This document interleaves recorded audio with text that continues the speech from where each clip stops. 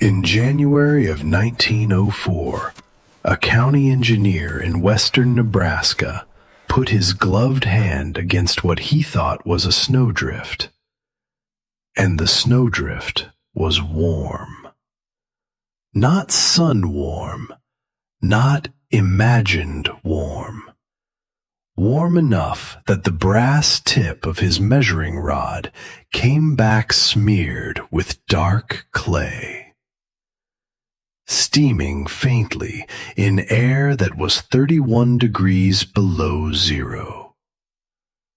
That was the moment Alfred Wainwright understood the strangest house in Red Willow County was not a mistake. It was the only building in the valley that was winning. For months, the settlers along Bitter Creek had laughed at it. They had watched Layla Haddad, a Syrian widow with 2 mules, 1 daughter, and almost no English, build something that looked less like a home than a loaf of earth rising out of the prairie. No squared walls, no peaked roof, no neat clapboard face. Just a low, rounded dome of clay, chaff, river sand, and straw, pressed over a stone footing until it seemed to have grown from the ground itself. The men with lumber wagons called it the bread oven. The children called it the turtle. Wainwright called it impossible. He was not a cruel man. He was worse than cruel. He was certain. He carried a level, a chain, and the calm confidence of a professional who believed that every useful truth could be measured, drawn, and stamped into a county ledger. When he saw Layla plastering another wet layer over the curved walls, he did the arithmetic in his head and shook his head before she even looked up. Too much weight, too much moisture, too much surface for the thaw to peel apart. A roof made of mud, he told the storekeeper, is not a roof. It is a collapse waiting for weather. Everyone in the valley understood the question. Why would a woman who had finally reached America, who had finally claimed land of her own, choose to live under a pile of wet dirt? The answer was locked inside the wall. And the wall was not a wall in the way her neighbors understood walls. It was a battery. Layla had learned that before she ever saw Nebraska. She had been born on the Huron Plain, in a village where timber was too precious to waste on ordinary shelter. Rooms there rose from the materials people could actually touch. Clay from the waddy bed, straw from the threshing floor, lime where a family could afford it, and the patient geometry of hands that knew how to make earth stand over a room without falling in. In her childhood, houses did not fight the climate with thin boards and frantic fires. They moderated it. Thick walls swallowed the day's heat and gave it back after sunset. Domed ceilings lifted smoke and held warmth. A room could be poor, plain, even rough, and still feel merciful because the earth around it had memory. Nebraska had no patience for memory. Layla reached Bitter Creek with her daughter Miriam after burying her husband somewhere east of Omaha. The claim agent sold her what he sold everyone: speed. A frame shack could be raised in days, Pine boards, tar paper, a stovepipe, a door that almost fit. It was modern enough to impress a clerk, and cheap enough to ruin a family. Their first winter in that shack nearly broke them. The wind came through it as if the walls had been woven from reeds. Snow dust appeared on the table by morning. The stove glowed red in the center of the room, fierce enough to burn the skin from Layla's knuckles. But 10 steps away, Miriam's washwater skinned over with ice. At night, they slept in coats. They stuffed flour sacks into cracks, then rags, then old newspaper. And still the wind found its way in. The stove did not make a home. It made a circle of punishment. Too near, and the air scorched your throat. Too far, and your fingers numbed inside your mittens. By March, their woodpile was gone. By April, Miriam's cough had settled deep in her chest. Layla looked at the shack, at the boards shrunken away from their nails, and saw no shelter there. She saw a sieve with a chimney. So when the ground softened, she stopped trying to repair it. She began to replace it. She chose a slight south-facing rise above the creek, where the winter sun touched the ground early, and the north wind had to climb before it struck. She dug a shallow crescent into the bank, and laid a low ring of fieldstone, each stone fitted by hand. Then she mixed earth the way her mother had taught her. Clay from the creek bottom, chopped wheat straw, sand for bite, water in careful amounts, and bare feet pressing the mixture until it changed from sludge into something with fiber and strength. Miriam called it dancing. The neighbors called it desperation. Layla shaped the walls in thick courses, each ring stepping inward, each layer drying before the next one carried weight. She used willow ribs only as temporary guides, not as the true strength of the structure. The strength came from compression, from thickness, from the way a dome sends its burden down instead of across. To the farmers watching from the road, it looked primitive. To Layla, the frame shack was primitive. It had no patience, no reserve, no way to hold a season inside itself.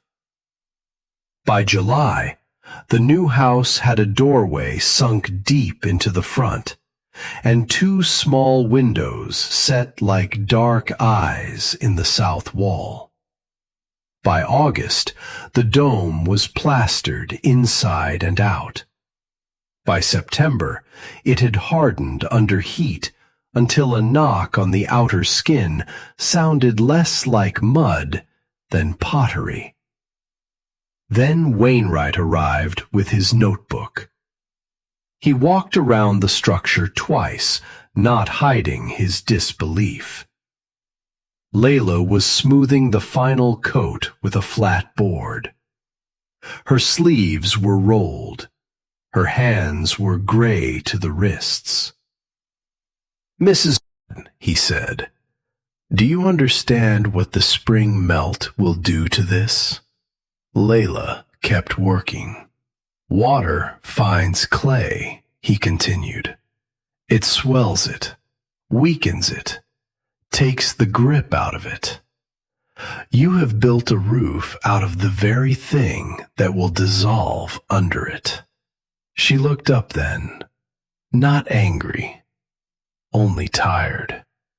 The rain touches the outside, she said carefully. The fire teaches the inside. Wainwright wrote something in his book. That sentence would bother him for months because it sounded like superstition. It was not. What Layla had built was not strong because it ignored physics. It was strong because it obeyed a part of physics the county did not yet respect. A board wall is a thin argument with winter. It tries to separate warm air from cold air with as little material as possible. When it leaks, the argument ends quickly. Heat rushes out. Cold rushes in. The stove must start over again and again, burning fuel just to replace what the wall refuses to keep. Layla's house worked differently. The clay straw shell weighed many tons. It did not warm quickly, and that was the point. Every hour the stove burned, a portion of that heat moved into the dense earthen mass. The wall took it slowly, deeply, without the wild swings of iron and air.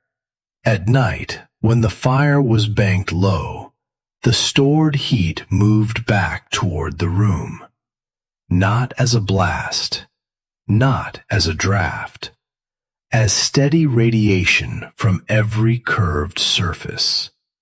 The house was not trying to make the air hot. It was making the room hard to cool. The small windows reduced heat loss. The rounded walls gave the wind little to grab. The thick plaster sealed the cracks that ruined every plank cabin nearby. The south face took winter sunlight when it could, and the earth around the back of the dome dulled the violence of the north wind. The settlers saw mud. Layla saw delay, storage, release. A slow conversation between fire, wall, and weather. Then winter came to test the translation. The first week of January opened with a sky the color of pewter. By the second day, the wind had become constant. By the third, the county road disappeared. Snow did not fall so much as travel sideways. A white sandblast that hissed under doors and drove horses mad in their stalls. The thermometer nailed outside the freight office read 31 below before the glass cracked. In the frame houses along Bitter Creek, families began to understand that walls could be present and still useless. Curtains stiffened with frost. Kettles froze at the edges while sitting indoors. Children huddled under quilts beside stoves that had to be fed like angry animals every hour. Men tied ropes from doorways to wood piles so they could crawl back if the whiteout erased the house behind them. At the Pritchard cabin, the stovepipe glowed cherry red, and the floorboards still glittered with driven snow. At the Haddad dome, the storm sounded far away, not absent. Nothing could make that wind absent, but softened, made distant. A roar outside became a low animal breath inside the wall. Layla kept a modest fire, no bigger than necessary. The curved room held in the warmth with an evenness the shack had never known. Miriam sat near the wall, writing arithmetic numbers on a slate. A pan of water on a shelf remained liquid through the night. Bread dough under a cloth lifted slowly, calmly, as if January had not found them. Layla did not celebrate. She had expected the house to behave this way. Wainwright had not. On the 5th day of the storm, he made the decision that nearly killed him.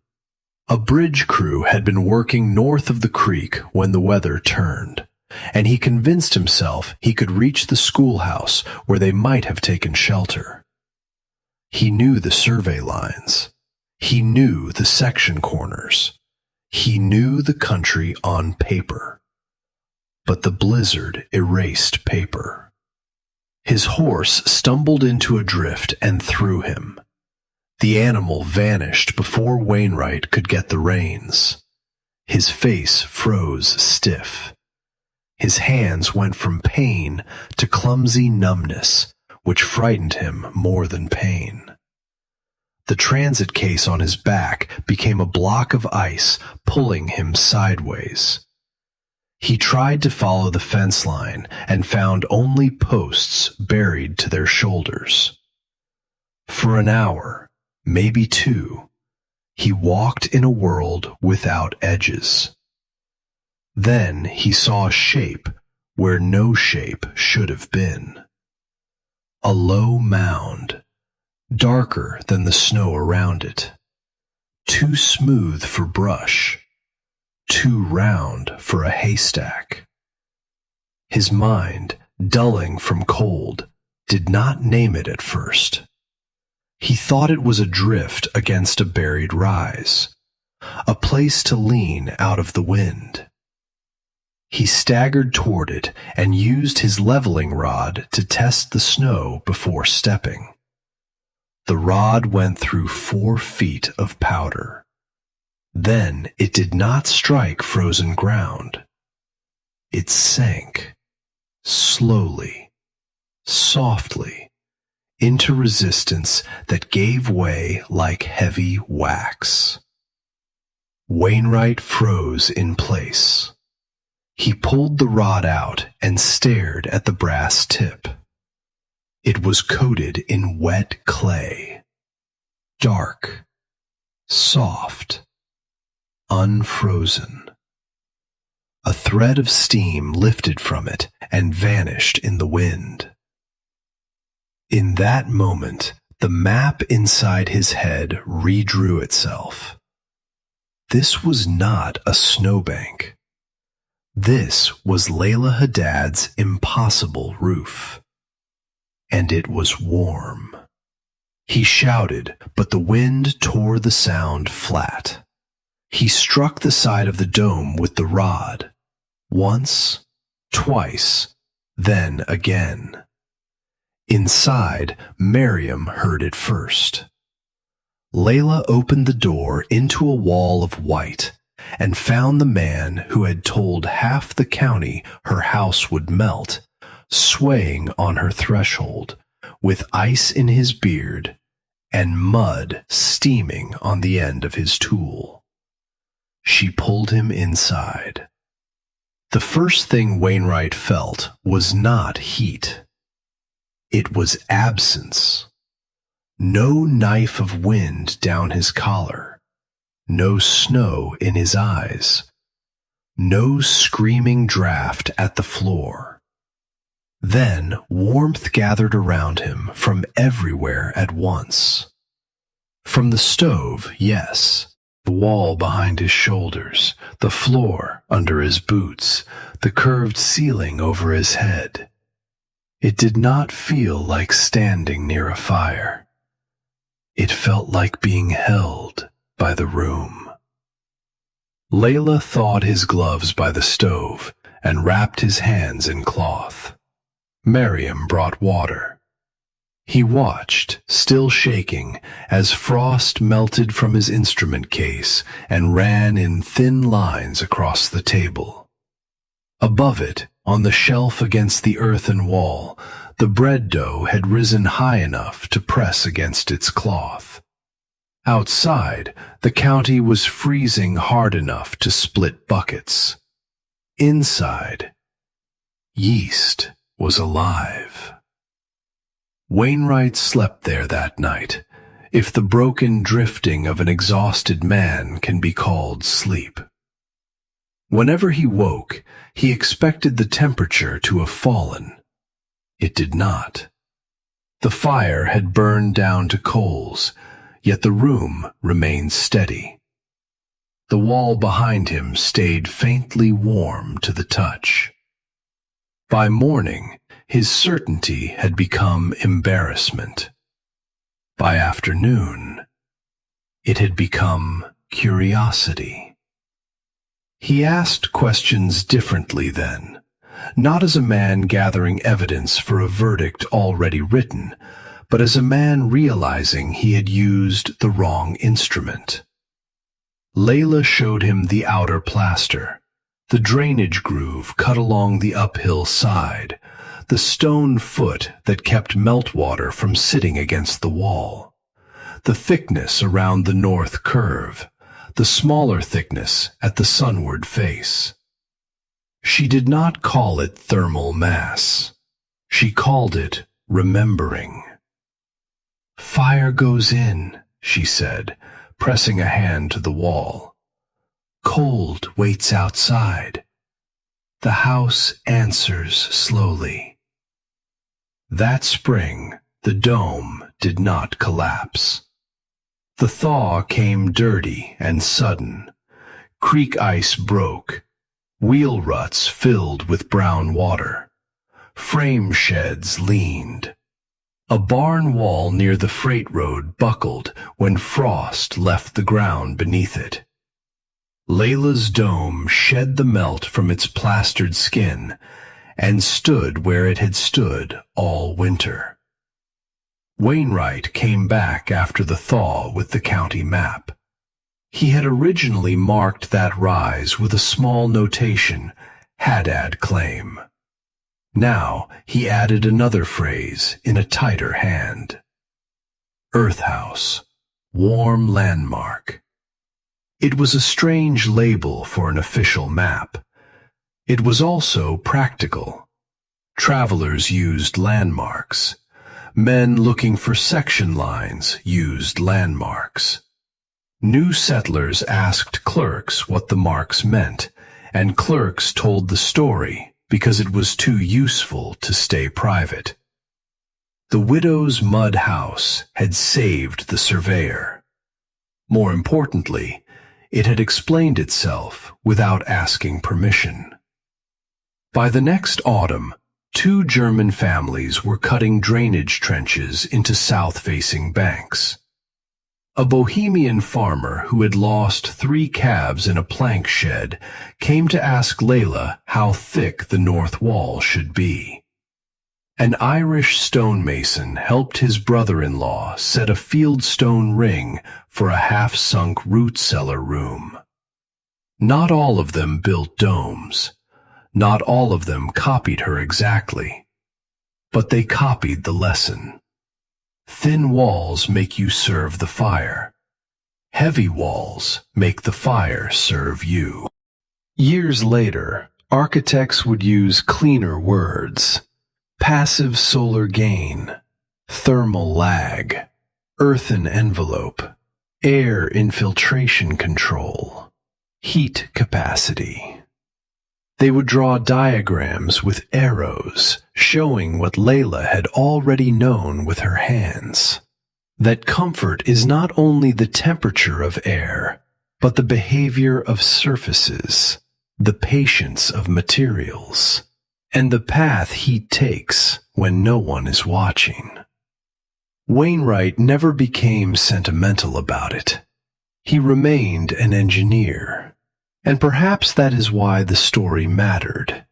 He did not write in the county ledger that Layla was lucky. He did not call the dome a miracle. He measured it, watched it, and finally admitted that the thing he had mistaken for ignorance was a different education. The prairie had asked a question his textbooks did not answer well. Layla Haddad answered with clay. The real lesson was not that old ways are always better than new ones.